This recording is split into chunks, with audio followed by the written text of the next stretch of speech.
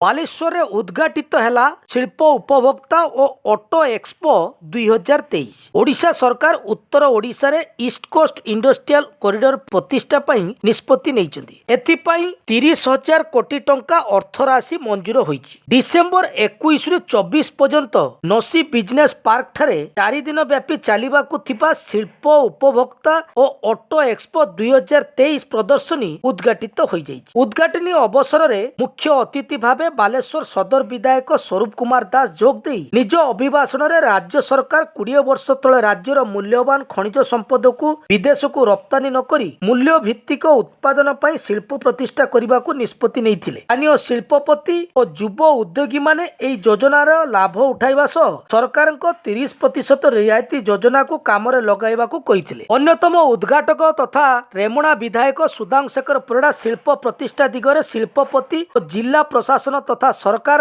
आंतरिक सहयोग को समर्थन करथिबा उल्लेख करथिले। कार्यक्रम रे नसीर सभापति पीके डाभे स्वागत भाषण देथिबा बेले जिलापाल दत्तात्रय भाउसाहेब सिंधे, जिला आरक्षी अधीक्षक सागरिका नाथ, विवेक राज बाजपेयी, फकीरमोहन विश्वविद्यालय कुलपति संतोष त्रिपाठी, ओएसएमई रो चेयरमैन गौरीशंकर दास, सीडब्ल्यूसी रो डेप्यूटी जनरल मैनेजर पीके चौधरी प्रमुख उद्बोधन देथिले। बालेश्वर चेंबर्स ऑफ कॉमर्स रो सभापति संग्राम दास निज अभिभाषण रे बालेश्वर रे किभली शिल्प अधिकरु अधिक प्रतिष्ठा होई परिबो से दिगरे प्रशासन और राज्य सरकार अधिक जमी विद्युत जोगाइबा पई प्रस्ताव देथिले। एई प्रदर्शनी रे मुंबई, कलिकता, भुवनेश्वर, केन्दुझर, कटक आदि अंचलरू 158टी शिल्प 4 चकिया जानर प्रदर्शनी होईची। 715टी स्वयंसेवक गोष्ठीर स्टॉल मध्य पका जाईची। उद्घाटनी संध्या रे सांस्कृतिक कार्यक्रम अनुष्ठित होइतला बेले पीआर सुजाता पंडा और तांकर समस्त सहयोगी माने परिचालना करथिले। It's a unique platform where the industries, those are producing the goods simultaneously,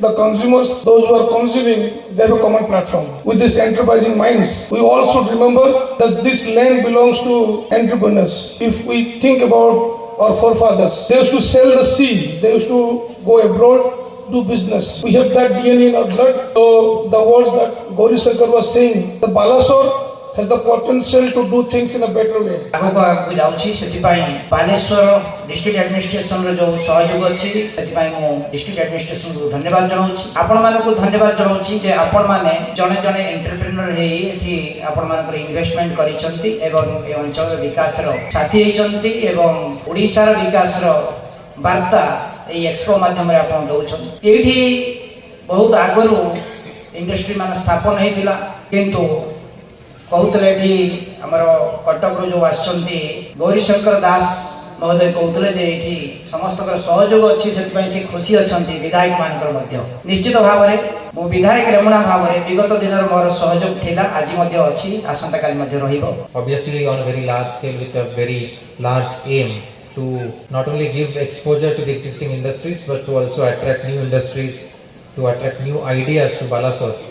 And it was a huge success last year, and going by the presence of people this year, going by the industries those are present here, going by the chambers of commerce from all over Odisha those are present here, this year it will be a even bigger success. So my thanks to NOSI and all the members of NOSI Bharatiya ji. Minor minerals, we have ability to construct.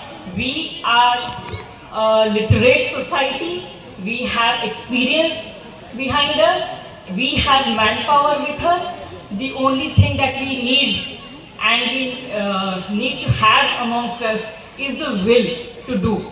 And I'm pretty sure that the change that I have seen in the last 20 years would definitely grow exponentially, and we'll have a lot of industries flourishing in this area, generating employment, creating better livelihoods and improving the quality of lives of everybody around.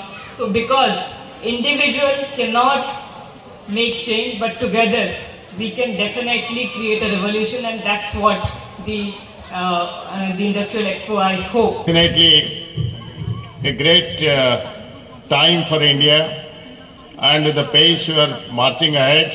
Even this last Monday, Nada Cherry in IMF, International Monetary Fund, mentioned that India is now contributing 16% of the GDP of the entire world.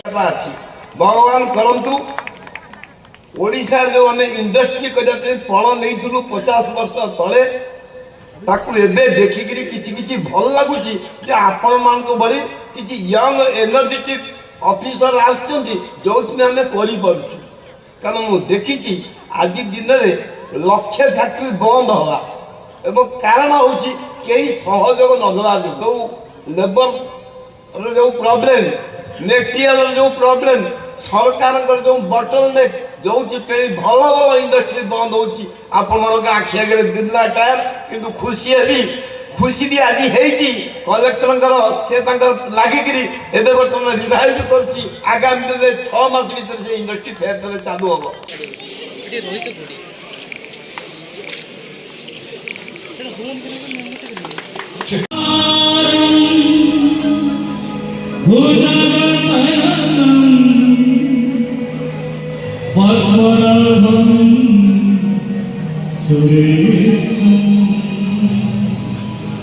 विश्वा